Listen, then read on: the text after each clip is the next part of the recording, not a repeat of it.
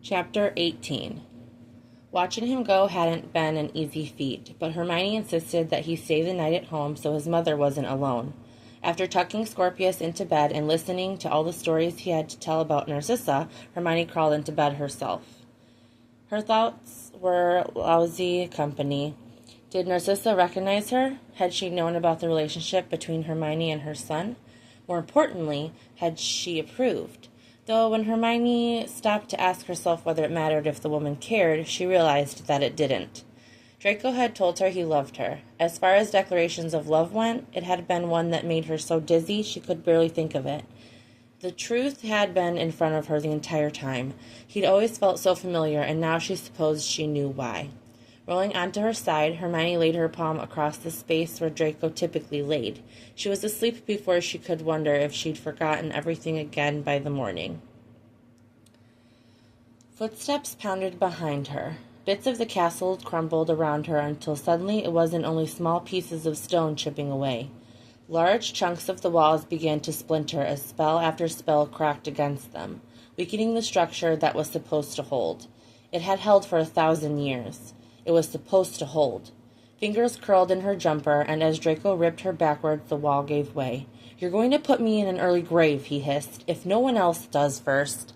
She wanted to tell him that his cynicism wasn't appreciated at the moment, but there wasn't time. They stood at the edge of the courtyard, and Hermione gripped his forearm. "Oh, God." Draco started to ask what was wrong, but he saw it just as she did. Freezing in the middle of the battle wasn't an option, but there, cradled in Hagrid's arms, was her best friend. Harry's body was lifeless. Draco tugged her back against him. "We have to go." "What?" A crowd had gathered. She recognized the dirt-streaked faces of her classmates. She watched them give up hope. "I've always told you I was going to keep you safe, Hermione." Draco only said her name in certain situations. She turned to face him. "I care about this war. Make no mistake about that. But I care about you so much more. I'm fighting for... We're losing. And I'm not going to lose you in the process, too." He fumbled with his pockets. "Please, I have a way out." A distant cackle filtered through the crowd. It wasn't time. "You have to trust Harry." "He's dead," Draco snapped. His face drained of color, and his voice came back to him as an echo. "I have a portkey. Let me get you out." They could be a proper family if she said yes. Hermione glanced around them. Would their child live if she said no? Merlin, Draco didn't even know. She thought for sure that she would vomit then. A proper family like she dreamed of if they ever got out of the war alive. Her lips framed the words. "I can't," Hermione whispered. "You know I can't." He'd expected it. Draco knew her. He liked to say that he'd always known her, even though it wasn't possible. After this, Hermione made use of the spare moments as the crowd erupted into screams. "We'll make a proper go of it. You'll see." Draco's fingers flexed around his wand. "I'm going to hold you to that, Granger." Bellatrix screamed, the same slur carved into her arm. Hermione found her in the crowd. Her hair matted as she raised her wand and continued to scream. It was an incantation, one that Hermione had never heard before, but her wand was pointed directly at Hermione from across the courtyard. Her husband was at her side, his mouth curved into a sneer, his finger skimming Bellatrix's side. Hermione reached for Draco with her free hand as she cast Protego, but her shield splintered. He screamed for her name over and over and over again, as a thick purple mist enveloped her, spinning wildly out of control as the sound of the final battle dropped out from under her. Hermione landed in a clearing with a vicious snap to her bones. Alone. She was alone, and she couldn't remember who had been screaming for her.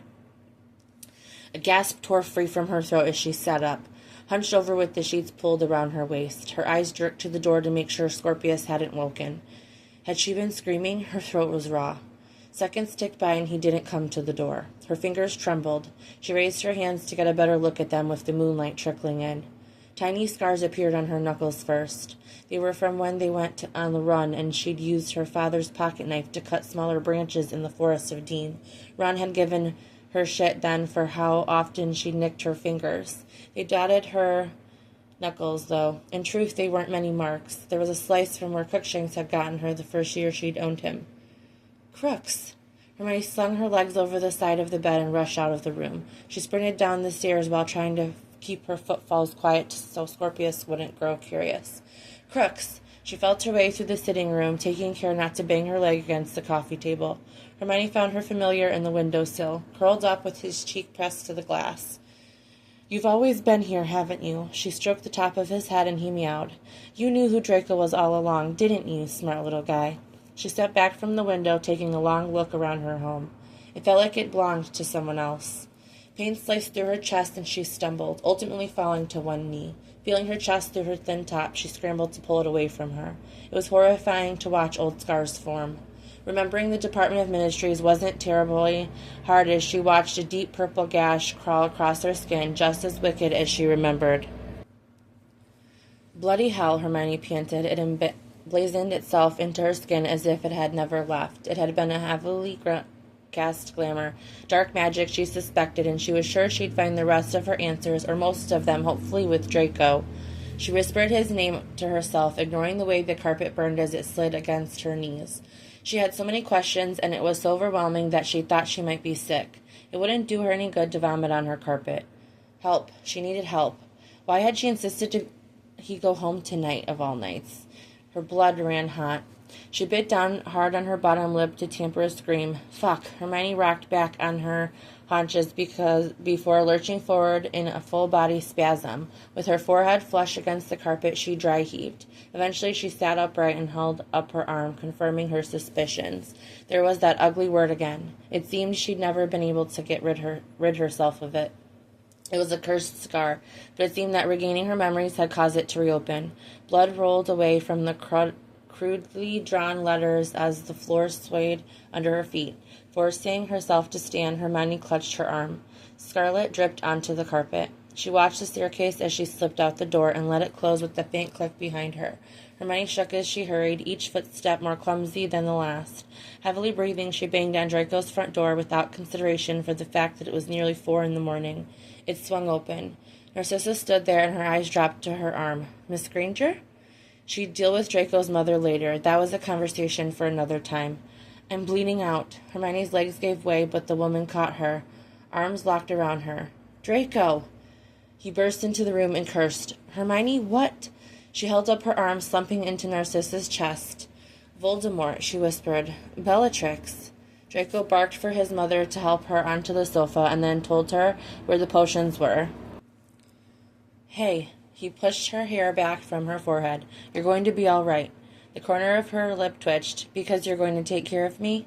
Just focus on staying awake right now, all right? I have blood-replenishing potions, and Scorpius is alone. Someone needs to be there with him in case he wakes up. There's blood in the living room. Draco summoned his wand. Expecto Patronum. An otter sprung from the end of his wand, and she tried to sit up before he stopped her.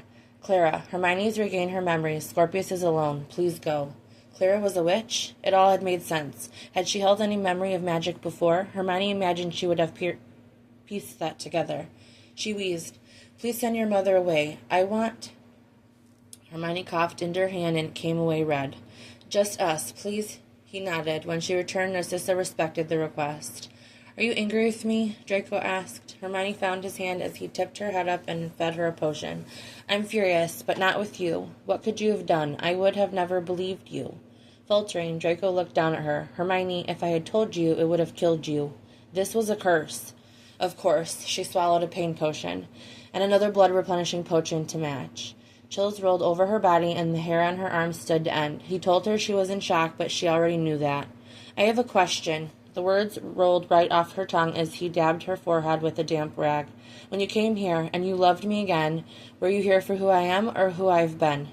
Honestly, they were all the same, even to her, even now, as she tried to take things apart and put them back together, it all felt the same.